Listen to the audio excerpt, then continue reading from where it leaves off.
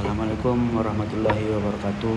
Saya Sultan Nopal Lubis dari NIM 2340 1099 dari program studi Perbankan Syariah. Nah, di sini saya akan menjelaskan pengakuan, pengukuran akuntansi dan konsep.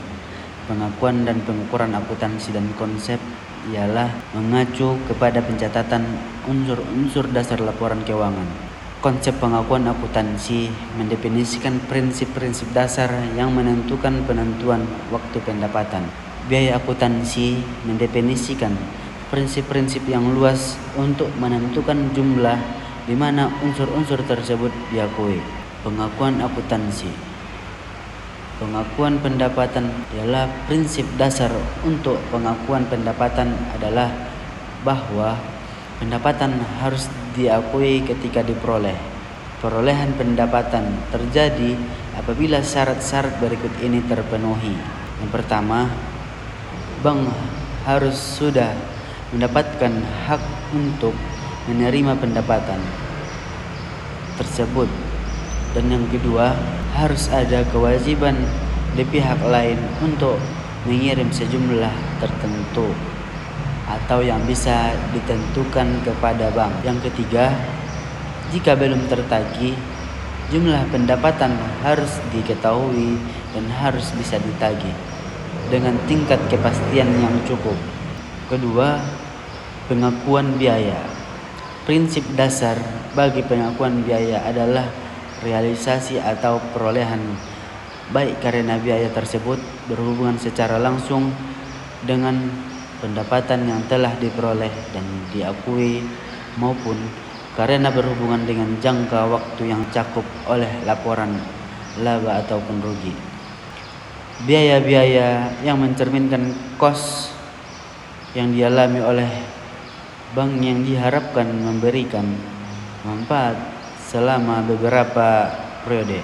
Ketiga, yang mendapatkan manfaat dari penggunaan aset. Pengakuan laba dan rugi. Prinsip dasar dari pengakuan laba dan rugi adalah pada saat realisasi sebagai akibat dari yang pertama, selesainya transfer resiprokal atau non-resiprokal yang berasal dari keuntungan atau kerugian.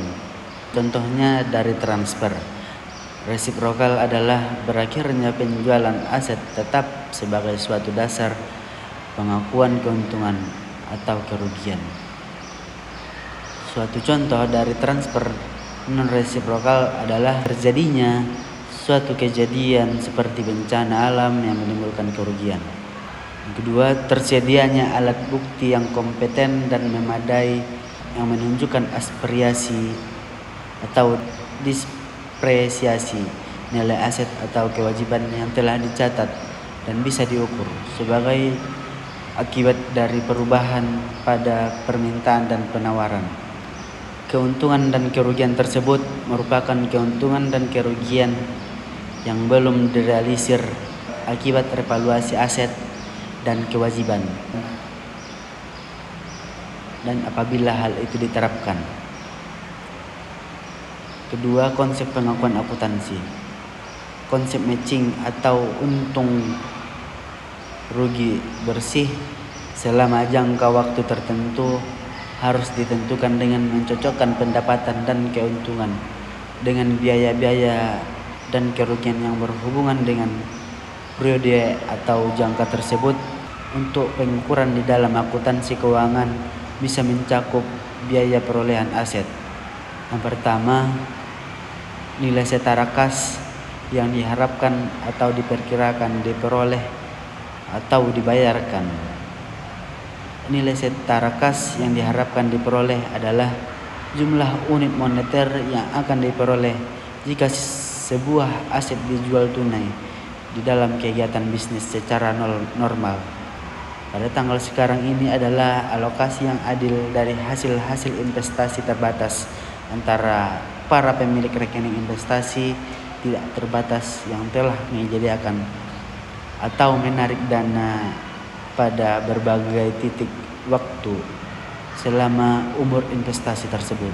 Di satu sisi, dan antara para pemilik rekening tersebut. Yang kedua, revaluasi aset, kewajiban dan investasi terbatas pada akhir periode akuntansi. Pengukuran setara kas yang diharapkan akan diperoleh atau dibayar. Memerlukan revaluasi secara berkala terhadap aset, kewajiban dan investasi terbatas yang beredar atau outstanding. Tetapi informasi yang dihasilkan harus bisa dipercaya dan bisa dibandingkan untuk menjamin kehandalan dan kemampuan untuk dibandingkan. Manajemen Bank Islam wajib memenuhi prinsip-prinsip dasar berikut ini selama revaluasi aset. Kewajiban dan investasi terbatas adalah sebagai berikut. Harus menggunakan indikator luar seperti harga pasar. Harga pasar sejauh mana indikator-indikator tersebut tersedia. Dan yang kedua, harus memanfaatkan semua informasi yang relevan. Dan yang ketiga, harus menggunakan metode penilaian yang logis dan relevan. Dan yang keempat, konsisten dalam menggunakan metode penilaian. Dan yang kelima, sejauh mana relevan para pakar di dalam evaluasi harus digunakan. Dan yang nomor 6, konservatisme di dalam proses penilaian dengan berpegang kepada objektivitas dan netralitas di dalam memilih nilai-nilai. Dan bagian 3, kemampuan aset, kewajiban dan investasi terbatas untuk direvaluasi meskipun revaluasi aset. Kewajiban dan investasi terbatas itu relevan apabila investasi dibiayai oleh para pemilik rekening. Konsep ini tidak akan diadopsi saat ini. Bagian yang keempat, sifat pengukuran alternatif terhadap nilai setara kas.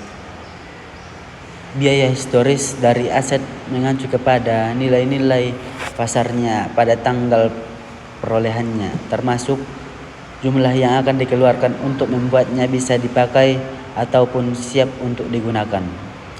Sekian dari penjelasan saya akhiri dengan salam. Assalamualaikum warahmatullahi wabarakatuh.